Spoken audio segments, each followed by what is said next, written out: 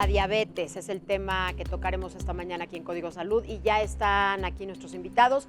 Gisela Ayala Telles es directora ejecutiva de la Federación Mexicana de Diabetes AC y padece diabetes. Ella tiene diabetes mellitus tipo 1. Y el doctor Josafat Camacho, él es educador en diabetes por la Federación Mexicana de Diabetes AC.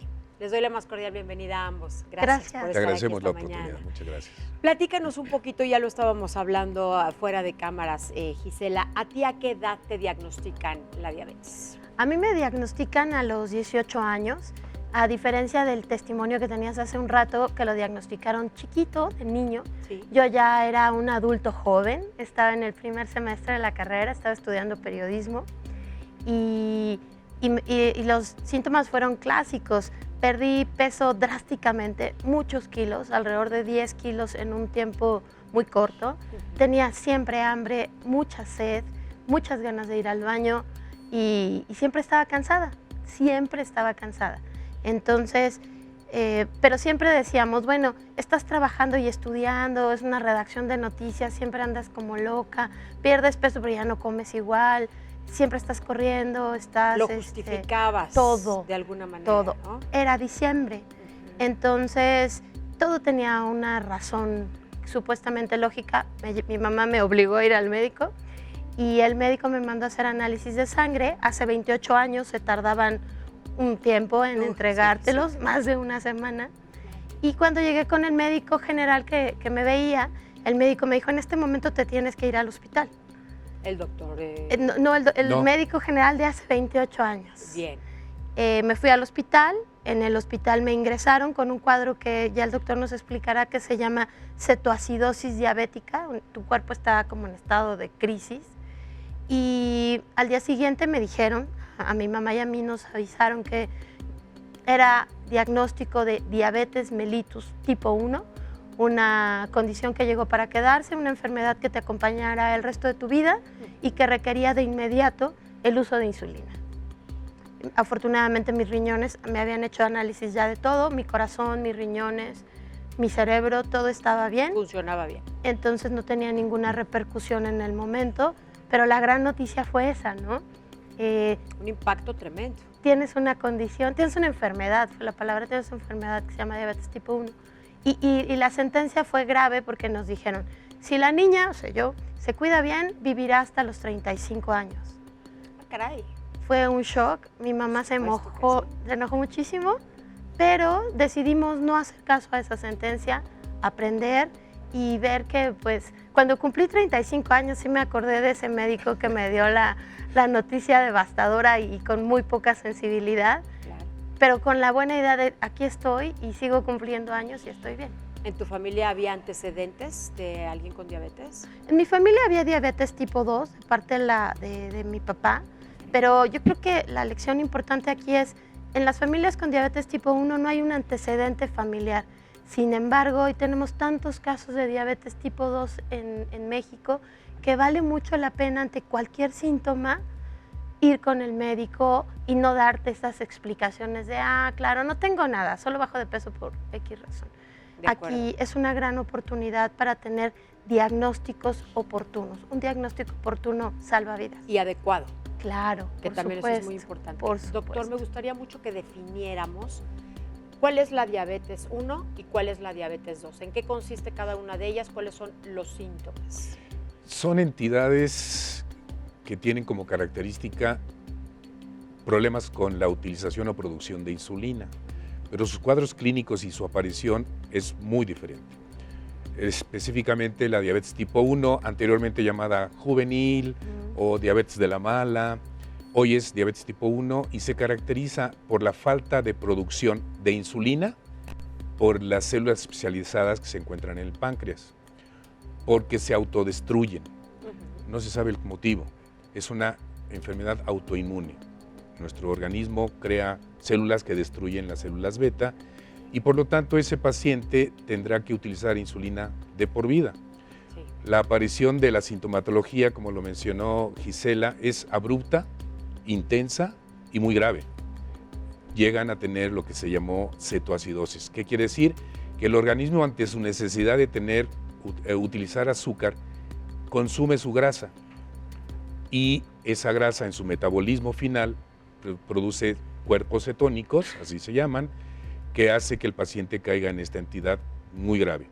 Su aparición puede ser súbita, el paciente no lo conoce porque además ni siquiera sintomatología inicial, solo hasta cuando realmente ya se presenta el cuadro clínico característico es tener mucha sed, estar orinando mucho, tener mucha hambre, Cansancio. alteraciones, cansancio, alteraciones de pensamiento, y es muy abrupto y los chicos o los niños que la desarrollan terminan en el hospital. La diabetes tipo 2 es la diabetes que denominamos del adulto. En esta hay dos situaciones. Una, se produce insulina, pero no se utiliza. Hay una resistencia a la insulina, ¿sí? Con el tiempo se llega a agotar la producción de insulina y en algún momento ese paciente sí va a requerir insulina también para su control. Hay factores muy importantes previos al diagnóstico. Se menciona que 10 años antes del inicio del diagnóstico de diabetes, de la manifestación. exactamente, pasa desapercibida, pero ya 10 años antes ya hay muchas alteraciones metabólicas. Y la sintomatología sigue siendo exactamente la misma. Aquí la situación es de que hay una deficiencia en la producción de insulina o la falta de su utilización, y se da en adultos. Ahora, ¿la diabetes tipo 2 se da en solamente en adultos? No, y eso es bien importante resaltarlo. Hoy día se está dando diabetes tipo 2 en jóvenes por la obesidad. Y también en adultos ya también se están diagnosticando diabetes tipo 1. En términos generales es más frecuente la diabetes tipo 2 en el adulto después de los 45 años y la diabetes tipo 2 en jóvenes desde recién nacidos, 3, 4 meses, hasta 18, 20 años. Entonces, sí hay una gran diferencia entre cada una de las dos diabetes. Claro. ¿Qué hacer, doctor, ante este cambio de hábitos? Que yo creo que es una de las cosas más difíciles en un momento dado para el paciente que padece diabetes. Efectivamente, en la diabetes tipo 1, realmente el niño desarrolla sus actividades cotidianas. Él no escoge qué voy a comer. Lo que le come es lo que la mamá conoce.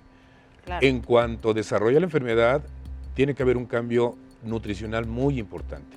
Los chicos tienen que aprender a cuantificar lo que van a comer para calcular qué cantidad de insulina van a aplicarse. Eso es fundamental, porque como madre es la base. Uno determina y uno marca lo que el hijo, tu hijo come, lo que se lleva de lunch a la escuela, lo que come en casa también, por supuesto. Así es. Eso es fundamental. Muy importante.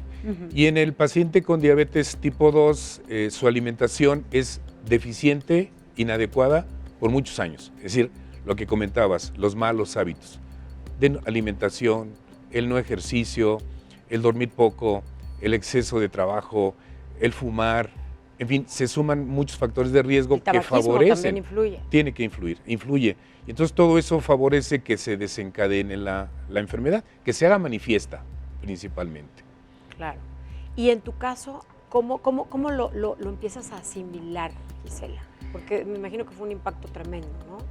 Fíjate que lo que yo he notado lo viví personalmente y también lo hemos visto con muchas familias con diabetes.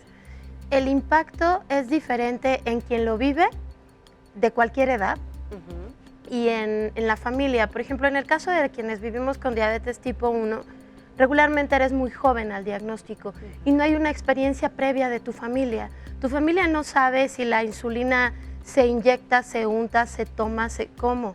Entonces, desde ahí son muchas sorpresas que hay que ir asimilando como familia.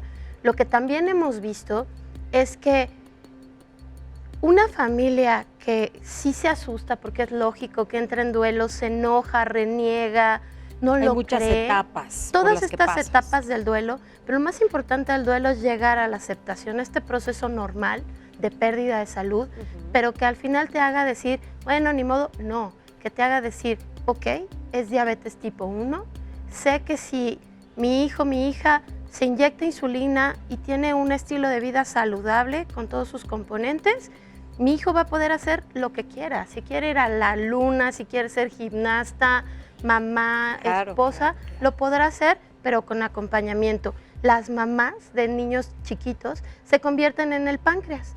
Ellas ven cuánto va a comer y determinan la cantidad de insulina que va a tomar su niño. Eso es lo que el páncreas hace hoy. Eso tiene que bajar al chavito para que conforme va creciendo, él se haga cargo de todo, de inyectar la cantidad de insulina, comer lo necesario, hacer lo necesario, tener sus mediciones de glucosa para que te diga, vamos para arriba, vamos para abajo, vamos bien. Y es una tarea de toda la vida, de todos los días, pero vale absolutamente la pena. Definitivo. ¿Tú eres madre? No, no soy mamá. Eso es por elección personal. El pópulo en aquella época decía que las mujeres con diabetes tipo 1 no podían tener hijos y se ha demostrado que no, que una mujer con diabetes tipo 1 que tiene un control, un manejo adecuado de su diabetes puede tener un embarazo saludable, exitoso, y el bebé también puede ser un bebé saludable. Fue una elección personal. Y también otra elección personal es que cuando llegas a desarrollar alguna complicación, cuando alguien más diagnostican con diabetes tipo 1, otra elección personal es estar cerca para a partir de tu experiencia poder dar a conocer cosas que muchas veces los médicos no te dicen y a ti te da pena preguntar. A eso iba yo, Gisela. ¿Qué le podrías decir en estos momentos a las personas que están siendo diagnosticadas, que les acaban de dar este diagnóstico? ¿Cómo pueden empezar a cambiar su vida? ¿Qué es lo que deben de hacer? ¿Qué les puedes compartir? Pues yo les compartiría que lo primero es no sentirse solo en el mundo. Regularmente piensas que no hay nadie más. Sí, que solo te pasa con a ti. diabetes tipo 1 en el mundo, Sí. eres el único Claro. caso. Pero no, hay muchas familias con diabetes tipo 1. Hoy hay grupos de Facebook, grupos de personas como las asociaciones mexicanas de diabetes que tienen programas bien identificados, escuela para padres, campamentos para niños con diabetes tipo 1. Qué interesante. El niño con diabetes tipo 1 no necesita sobreprotección, Eso. necesita educación. Eso. El niño con diabetes tipo 1 no necesita mimos extra, necesita disciplina para que pueda llevar a cabo todo lo necesario. Eso le diría yo, que se acercaran a la federación.